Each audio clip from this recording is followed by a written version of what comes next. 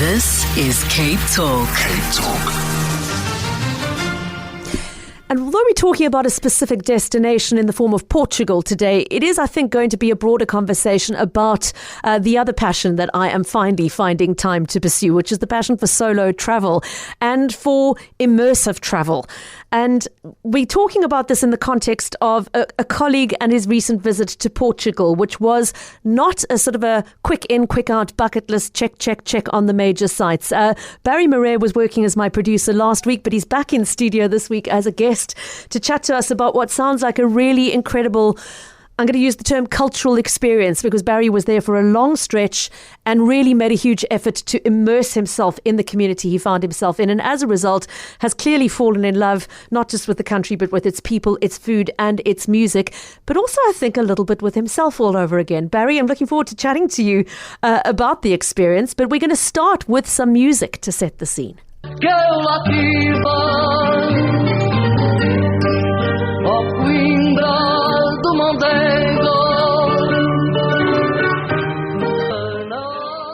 For those who don't know, they're fado. That's what you were just listening to. And I'm thinking back to an interview several years ago with somebody who was, I think, doing a PhD in musicology on the study of fado, and spoke to me, Barry, of longing and of this music expressing something almost inexpressible in words around longing. And I know for you that song is particularly meaningful because it represents a longing for a particular part of Portugal that you loved. So much so. Hey, Pippa, and thanks for having me back.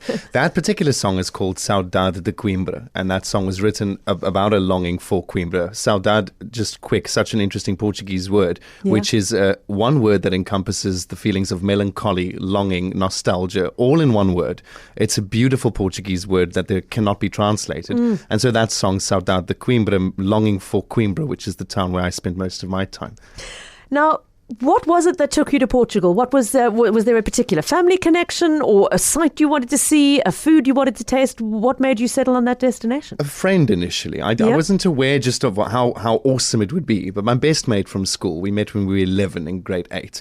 He moved there 10 years ago when he was 18 with his mom, and we've kept in contact ever since. And so when I wanted to travel, finally take this thing and do it, I thought, well, I have one person in Portugal. Might as well start there. And that's why Portugal. And why so long in Portugal? Because you were there for a really extended period. Did you get there and just go, I never want to leave, I'm going to stay and explore everything here? Well, initially I thought I would, because you can get a 90-day tourist visa. And I was like, I'm going to use every one of those days. I don't know how, but if I'm allowed to be there for 90 days, it'll be 90 days. And I thought I would do many countries. When I landed, that was sort of the plan. And then I just didn't manage to leave Portugal. I got so stuck. So I knew I would be going for long, but I didn't know that I would do just Portugal for that long. Okay, so the visa in question, let's talk some logistics, is a Schengen visa. That's it. And if you get one, as you say, you feel like you need to exploit the hell out of that thing because of the cost and the anxiety involved in getting one. But Barry, to get to one place and find there is so much to explore just in this one country, particularly such a small country as Portugal is, speaks volumes about the way you were traveling. Let's talk a little bit about the sort of the sense of the traveller and the slow traveller and the immersive traveller that you became. I arrived there with no plan. I booked an Airbnb for 2 days only and then didn't know where I would stay after that. Just kind of open to see where I'd end up. And and as you call it, a slow traveller. So I took my time and I spoke to people and I met people and I knew I wanted to do Lisbon and Porto, and my friend lives in Coimbra. So I knew I'd see those three, but I had no plan for how.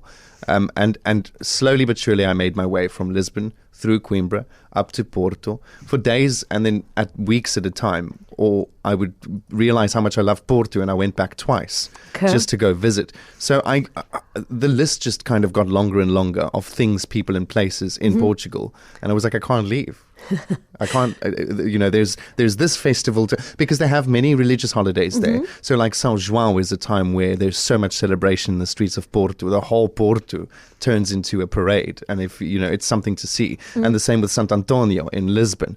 And I didn't know about any of these days till I got there. And I realized I landed in a very celebratory time. Fantastic. So coincidentally, you found yourself experiencing a whole lot more.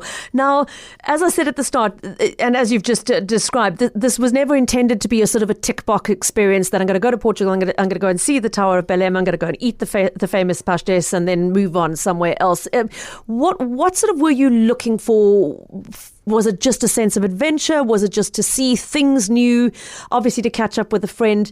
Did you have a sort of intention in your mind of what you hoped personally to glean from this trip? No, funny, and not at all. Yeah. And so I worked with, and if I may give a shameless punt, I worked with a travel expert that we've had on air here, Paula Martini, who wrote a book called Travel with Purpose. Okay. And I read that book, and it sort of preaches leaving all expectation behind. And I really did. So I went with an expectancy for nothing. I knew I would see a mate, but I had no idea why I was going or for that. And the length of time was, tickets are expensive and the visa stressful. And so again, if I can do 90 days, I will. It's still only one round ticket. Yeah. So so I just went. I really had zero expectations or wants or needs. I was just like, what will happen? What will happen? And what happened is a complete cultural immersion. And you did this very deliberately once you realized, I'm in love with this place and I want to stay and spend the time here and just completely immerse myself. Barry, what did that look like for you? I mean, a cultural immersion. You made a huge effort in terms of exposing yourself, not just to the big tourist sites. Tell us a little bit more about sort of how you set about doing that. Exactly that. Moving away from the big tourist sites, right? Lisbon is amazing, and Bairro Alto and those, it's great, but it's also very touristy, and it's nothing you can't really feel here at Cape Town's waterfront.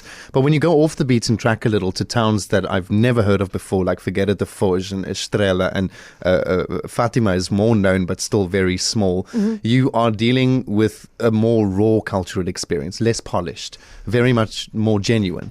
And so going into these smaller towns and meeting locals who would then invite me to come and bribe, well, they don't bribe, but we call it that, but to go with them to visit their family on the weekend. And the next thing, I would be sitting at a table in a town I'd never heard of with a Portuguese family who don't speak any English, and the food is stuff I've never tasted, piglet, and we just said sardines, less popular, but lots of piglet.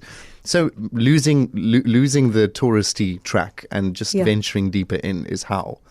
How did you cope from a language perspective? Because you didn't have Portuguese, or did you have any going into this? A little bit, I have Duolingo. Okay. And luckily phones are handy. A lot of the younger Portuguese people speak English, the older ones not.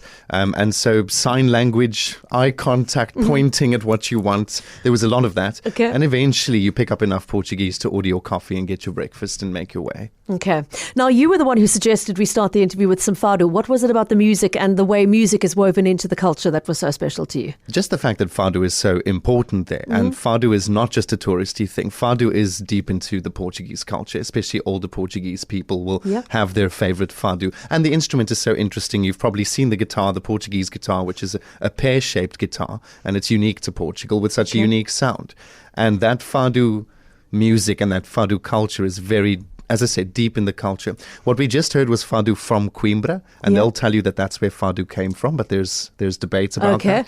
Fado from Lisbon sounds totally different and is normally way more upbeat, and the Coimbra fado is more somber, if you will. So it's huge in their culture, and as I said, there are arguments over where it comes from within Portugal, and I enjoyed the fado. And you can go to, most of the local pubs or so, eventually you'll hear some fado. You can't miss it. Yeah. Just for those coming in midway to this conversation, with me in studio, CapeTalk producer Barry Mare, who not too long ago spent an extensive period traveling all over Portugal and immersing himself in Portuguese culture. And when I asked him to talk about traveling to Portugal today, he said to me, I do, but I don't, it's not going to be a conversation about see this site, visit that museum.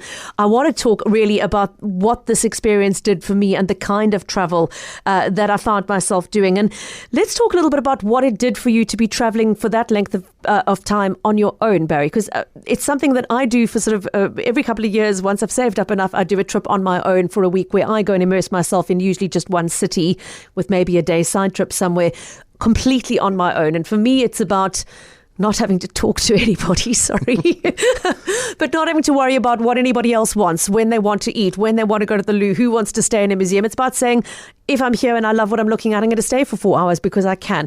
And it is about sort of reclaiming a sense of myself and my wants and needs, but it's also just there's there's a sort of liberation in the independence of it for me. What was it for you that you discovered about yourself in traveling alone for so long? I so resonate with what you just said. It's that liberating feeling. It's the sense of, well, I'm here completely by myself, responsible for no one but me. I don't have to worry about anyone but what I want to do in this moment. And what I think solo traveling gives you that you will never get when you travel with people is spontaneity. And you said you take a break from talking to people. I talk to everyone. I talk to every stranger I can find that wants to talk to me and make friends with them and end up at someone's granny's house next Saturday because we're eating piglet. Yep. And it was that sense of just being able to go with the flow, and you'd never imagine where that could bring you. So there was that part of it. And also, yes, this very deep question of who are you when you're not surrounded by your community and when you're not surrounded by your culture. Because I think we are and act in ways that are normal for the culture and society we are in. When you remove yourself to a new culture and society, who are you then? When you are not expected to act to any norms, because you're the foreigner. You can present whatever you want, really, and that's just normal now. So it's a bit of rediscovery and how you introduce yourself to this new world, and that can be anyone. And that person might as well be more confident, more friendly, more this or more that. So I was able to explore parts of my personality that I think I would here be more hesitant to do, maybe. Interesting. I don't know why. Okay. I wonder if that resonates with others listening today who've had the experience of traveling on your own. Do you relate to what Barry's just said about how it enables you to be in a new place, removed from all the ways by which you would normally define yourself, I guess is what you're saying, to some extent. WhatsApp's to 072 567 1567. And if you also want to share some thoughts on travel to Portugal, if you've been lucky enough to go there and would like to flag something that you found particularly memorable, we'd love to hear from you as well. Right, a few logistics in terms of, as we've already mentioned, South Africans need a Schengen visa to get there. Yeah. In terms of getting there, sort of how accessible was it? Were you able to fly direct from Cape Town? Did you have to go via Joburg? Who did you fly with? That Not sort of thing. Not direct. On my first trip, this 3-month trip that we're in fact discussing, because I've been twice in the last 6 months, it's just that nice. The first trip I flew with Emirates because I found a good ticket through them and flew through Dubai, which now would be a terrible idea. On my last trip, I flew Angolan Airlines TAG. Yes. I want to mention maybe also a shameless pun. Angola got a new airport in Luanda very recently. It only opened in October. The old airport got a bit of a bad rap and people were avoiding flying through Angola. Currently, it's great. And so my flight through Angola with TAG, it cost 11,500, which is also on the more affordable side. Yeah.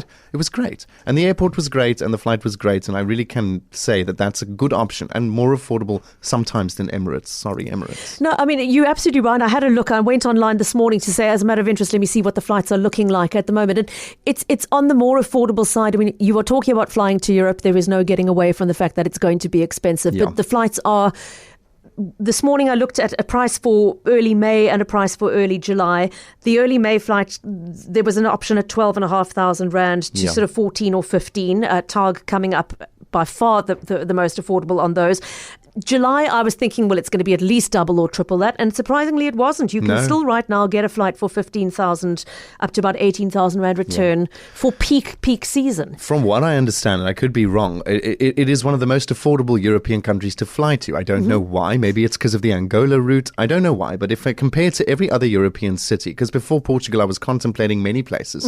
And Lisbon was by far the most affordable flight to a European country. So part of the reasoning as well, get your foot in the door there and then hop off wherever you need to from there, except in Barry's case, no hopping happened at all. No, just between Apart cities. From hopping within the country. Now, that's another thing to mention. How easy is it to move around within Portugal? Yeah, super. And very affordable, right? So they've got in the big cities, they've got the underground metro, or, what you would, they call that the metro. Yeah. You've got your more regional buses that will take you from major city to major city, as well as trains, which are very effective. And then obviously Ubers and Bolts and all of that. But regional, national travel, super easy, very affordable. You can basically get from Porto to Lisbon, which is a 400-kilometer distance, for under 10 euros, under $200. Good grief. 8 euros maybe, and you've gotten from Lisbon to Porto. That is incredible. It was very affordable. It really was. Okay.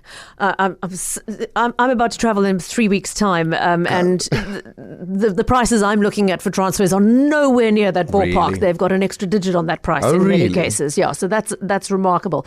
Now, I mean, so cost effectiveness, definitely. Obviously, you are still contending with the rand-euro exchange rate. There's no getting away from that. But from what you've said, Barry, in terms of being able to, especially the kind of travel you did a little bit off the beaten track, I would imagine finding food in local cafes and when you're not having lunch at somebody's granny's house. Exactly. Relatively affordable? Absolutely. I say comparable with here. And even with that rand-euro exchange, I found stuff like, excuse me, but beer costs less than here sometimes. Okay. Pay like €1.20 for a big beer, $30. Grocery stores pretty much level with here as well. Okay. Accommodation less than Cape Town CBD, absolutely more affordable than Cape Town. Wow. You can get an Airbnb for less than you can here. So it's not more expensive going to Lisbon than it is going to Cape Town. Okay, that's an interesting perspective. Thank you. Alan writing in saying, in his experience, Portuguese people are so caring and friendly. I remember a family sharing sardines asada while I was pitching my tent in Quatera. No English, just approached me with a plate of food. I absolutely loved Portugal, is Alan's comment from Notuk. Alan, thank you for sharing that memory. So I'm smiling at the sardines. Barry and I were talking about sardines because I mentioned to him when he walked into studio that I waitressed in a Portuguese restaurant for several years as a student. And for me, the smell of Portugal is always going to be the smell of roasted sardines on a bed of salt with green peppers and olives on top of them. And it's a beautiful and it's an smell. acquired set. Yes, completely so. The food is brilliant, and what Alan was saying about the culture is so true. Really, they're very warm people, and especially with tourists, I'd say, really welcoming.